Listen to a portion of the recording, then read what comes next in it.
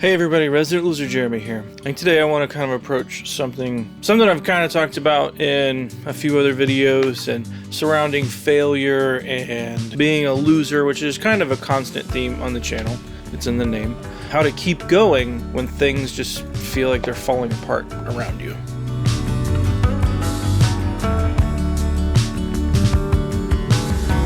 Now let me start by saying there's a lot of very successful individuals on YouTube who are happy to give you business advice. This is kind of my take on it from my stance, because you guys ask a lot of questions involving business and what do I do in this situation? What do I do in this situation? And while it's hard to give really specific answers to those questions, I feel like there are some general principles that I've kind of picked up along the way.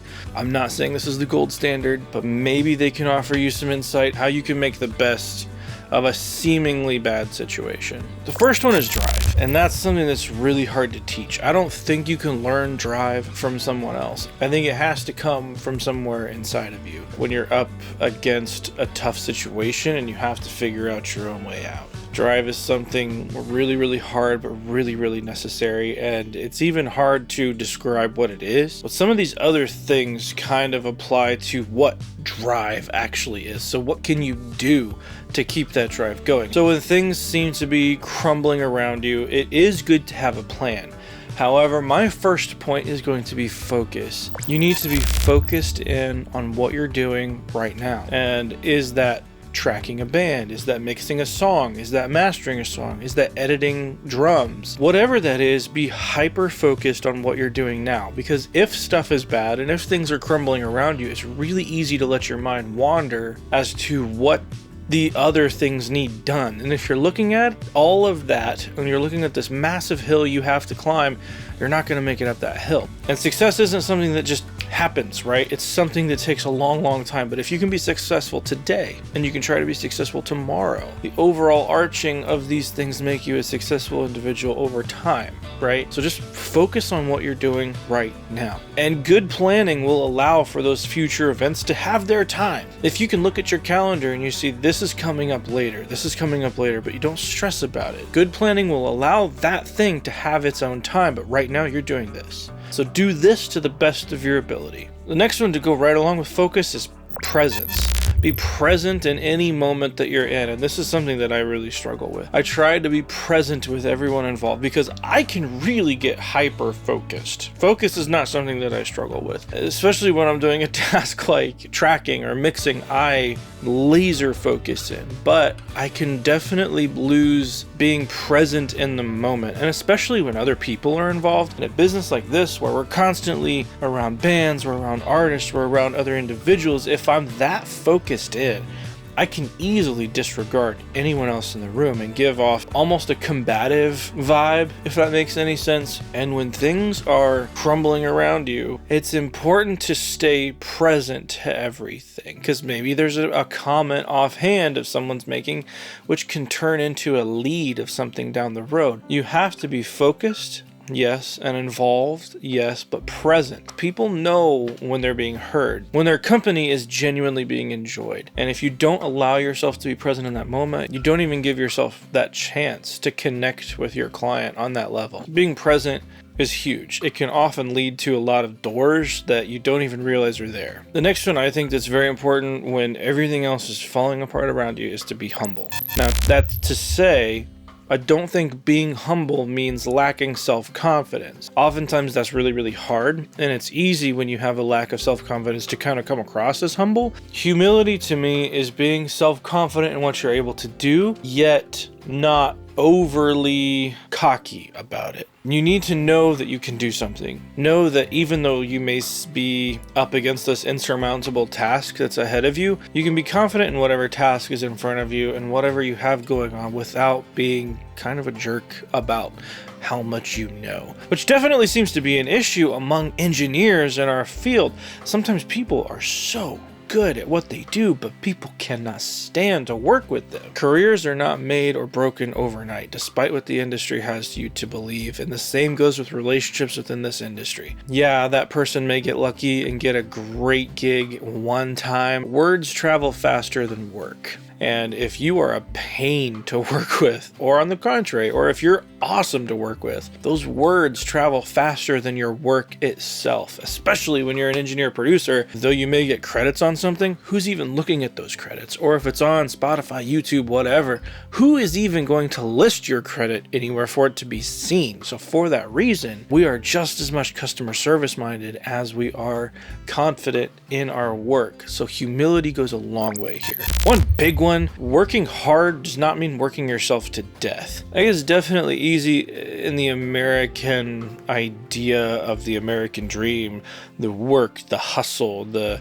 go out and get it, dog eat dog, all this stuff. We just need to work constantly, and we work ourselves to death all over the place, right? It's not just American. Now, working hard does not equate to working constantly. If you take time for yourself, if you take time to let your mind reset, you can still work really, really hard and work a lot more efficiently if you're rested and you're fresh for what's going on. Especially in the context of things not working and you're worried that your business is failing, it's really easy to let busy work just be busy work and bury yourself in that. When I was the most worried about my own business, I made myself walk away. It is easy to think that I just need to get everything done right now. I need to do this. I need to do this. When other gigs popped up, when other jobs popped up, when other projects popped up, I was spent.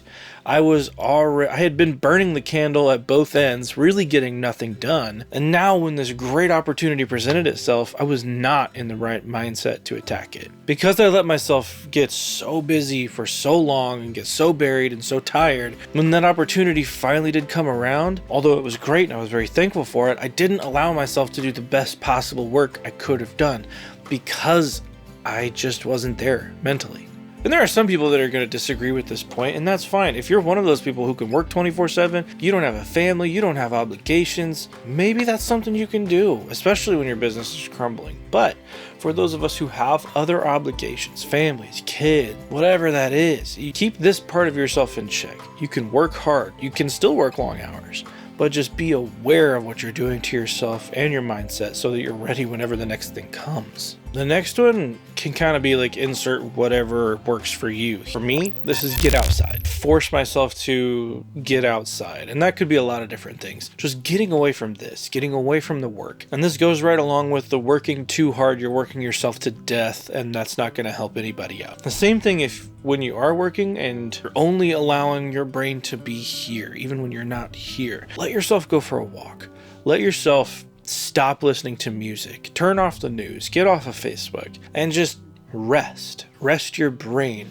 It's important that you can step away from this to get mental clarity, because if everything is crumbling around you and your business really is kind of in that moment, like make it or break it, you need to have the mental clarity to be able to make whatever decisions need to be made.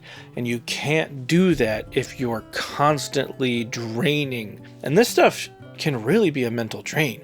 Working with bands all day is exhausting. It's fun. It's great. We're blessed to be able to do it, but it's a huge drain on your mind when you're constantly making sure level's good, making sure the tone is right, making sure the equipment is working, making sure the session is flowing the way it should, all while making sure the band is happy and making sure the instruments are in tune. And it's mentally exhausting. Allow yourself to unplug. Allow yourself to reset. You need that clarity to be able to see what's happening around you and to be able to identify opportunities, to identify problems that need to be fixed. You just need that clarity for you. The next one, when you think things really aren't working, is to identify your strengths. Maybe you're not good at everything when it comes to the recording studio. Maybe you're not great at mixing. You're not great at mastering. You're not great at tracking, but you can program the heck out of some strings. Maybe you're not good at any of these other things, but you can write MIDI drums like nobody's business and make it seem like a human did it. You can edit drums and tune vocals like nobody else. You don't have to be the number one person at everything, but chances are, if you have a skill, you can market that skill. There's always somebody looking for someone to tune their vocals. There's always somebody looking for someone to edit their drums. Anyway, you can bring value to anyone, and you don't have to go directly to bands to do this. If that's the hindering part of this, I can't find bands to work with. Who else can you work with? What other engineers can you team up with? You don't have to always be business to client. You can be business to business. What can you do to one of the higher profile studios in your area? Or what could you do to studios who are kind of lateral? You don't have to move up. You don't have to move down. Look to your left and right. What can you do for this guy over here who seems to be killing it? Is there something you can do to come alongside so that you both end up better in this relationship? It doesn't have to be, I need to find the next band, get the next Grammy. No, chances are you have so many applicable skills. You can market that to someone. Doesn't have to be a band. Doesn't have to be an artist. You could work with other engineers. The last one I'm going to call walk with a purpose. And this is very mindset thing. And if you've watched my channel, you know I do talk about the gear. I do talk about tutorials. I do talk about mixed things. But mindset is huge here, especially when you're talking about this is your own business. You're working with people. Like, mindset is a big deal. So when I say walk with purpose, you got to figure out what that purpose is. Mine is my family, my wife, my kids. That's my purpose. And the idea here is that everything I do, having to deal with my business, whether that's mixing, being on the phone with clients, dealing with problems, dealing with issues, all of that reflects back to my purpose. And this could be different for you. It doesn't have to be your family, it doesn't have to be whatever. Figure out what your purpose is and make sure that every action you do within your business reinforces that purpose, that every interaction you have can point back to that. And yeah, this seems very yoga. I love the comments and you guys are like, here's this yoga guy. By the way, I love yoga. Big surprise there, right? Above just being like a healthy mindset thing to do, this allows you to interact with clients on a deeper level. People know when they're being pandered to. So if you're kind of faking it with your clients, they know. And you can still make a living doing that, sure. But this is part of the when your business is crumbling and how to build it back up. This is a long-term thing. This is the long game thing. This is connecting, making real connections with people who have that same purpose. And even if you don't explicitly say what that is, it's kind of easy to tell when you connect with someone on that level. And when you have that extra connection, that genuine connection, just like in some of the other things we've talked about, words travel faster than work. If somebody has a good experience with you, both from a recording studio or business standpoint and a relational standpoint, you have an evangelist right there who's going to go out and talk about your business constantly. All of these things play together. I probably missed some. These are just when I was brainstorming this, I wanted to write down the kind of the biggest things that I could think of. And I know these aren't specific things. It is really hard to look at anyone's situation when their business is struggling and give specific advice on how to fix it. I mean, really the only one who can do it is you. What are some of the things that you all have done when you were just up against a wall and you seemed like there was no way out? How did you keep going? If I can hear from those people in the comments, that would be fantastic, because I don't think any one stance on this is the right answer. My experience is my experience, and it's my experience only. Obviously, if you do the exact same things that I do, you're going to come up with a different result because you're not me. You're not in my location. You're not working with my clients. Hopefully, this is jogging some ideas in your head of things you can do with your clients, things you can do with your location around where you are. When your business is crumbling around you, you can see through all the crap. You can see through the stress. You can see through the stomach ulcers you're probably getting right now and make clarified decisions on what to do next. It's easy to go onto a post and ask, what should I do? And I don't want to discount that, because sometimes there is good advice that people can give you. So if you are struggling, feel free to use videos like this as a place to voice those concerns. However, ultimately it comes down to you. You have to know your own situation to know if the advice you're getting is worth anything or not. All you can do is take in the information and digest it, right?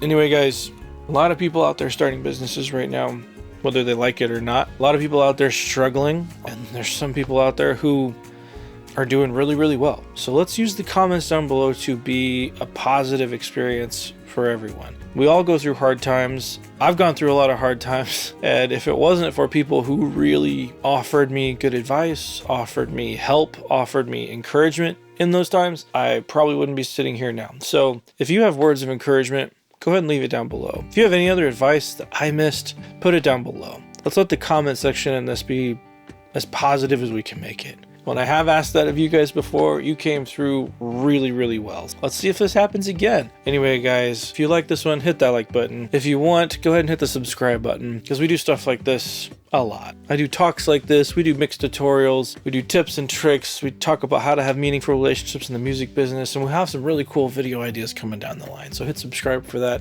Hit the bell if you want to be notified when one of those videos comes out. I'm Resident Loser Jeremy. I'll see you guys in the next one.